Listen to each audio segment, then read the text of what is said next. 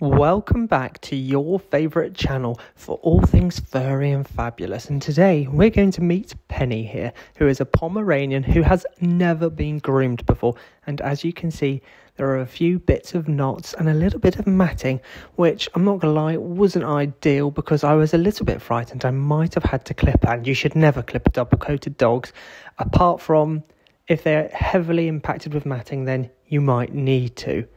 However, let's dive into the fluffy world of Pomeranians, those little balls of fluff that are basically the supermodels of the dog world. Seriously, if there was a Vogue magazine for dogs, Pomeranians would be on the cover every single month. First, let's take a quick trip back in time. Pomeranians are named after the Pomerania region, which is now part of modern-day Poland and Germany. But these pint-sized pups weren't always so tiny. Their ancestors were large sled-pulling dogs from the Arctic. Imagine a Pomeranian the size of a husky. Yeah, just let that sink in. Over time, these dogs were bred smaller and smaller, eventually becoming the compact cuties they are today.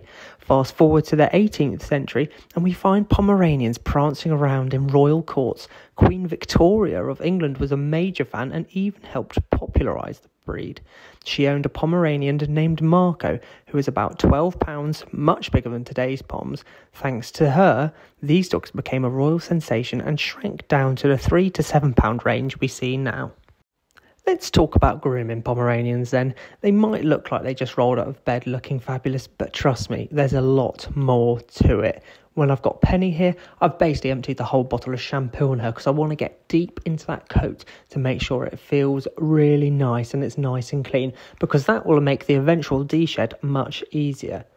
Imagine waking up with a perfectly styled mane every day without lifting a finger. Pomeranians have that, but they lift several fingers. I say they lift, their owners do. Grooming a Pomeranian is basically a part-time job. Their double coat, which gives them that iconic fluffy look, requires regular brushing to prevent matting and tangles. Hence why Penny here has had to come here to get that sorted. If you don't keep up with it, they'll look like a cotton ball that's been through the wash too many times. But why is grooming so important for these fluffy fashionistas? Well, aside from the obvious reasons that we all want our dogs to look fabulous for their Instagram close-ups, grooming is crucial for their health.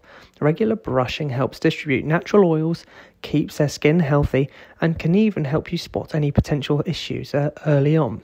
Plus, a well-groomed Pom is happy Pom. These dogs love the attention and pampering. Imagine being treated to a spa day every week. Sounds great, right? Well, that's how your Pomeranian feels after a good grooming session. So if you're considering getting a Pom, remember, you're not just getting a pet. You're getting a tiny, fluffy supermodel who needs regular pampering. But trust me, their adorable faces and endless cuddles will make it all worth it. For Penny here, we like to get that shapely booty, because it just looks nice. And my camera skills weren't ideal, but you can kind of get the feel for it. It was nice, it was tidy, it was looking much better than when she came in. For all this tidying up with scissors, I use my straight edge just to fill in a nice skirt line, but pretty much everything else is done with my blending scissors to make sure it is as neat as possible, because they've got the sort of coat where it's really easy to just put lines in it, and that wouldn't be ideal. Now it's time to sort out that big fluffy lion's mane of hers, because, it was massive.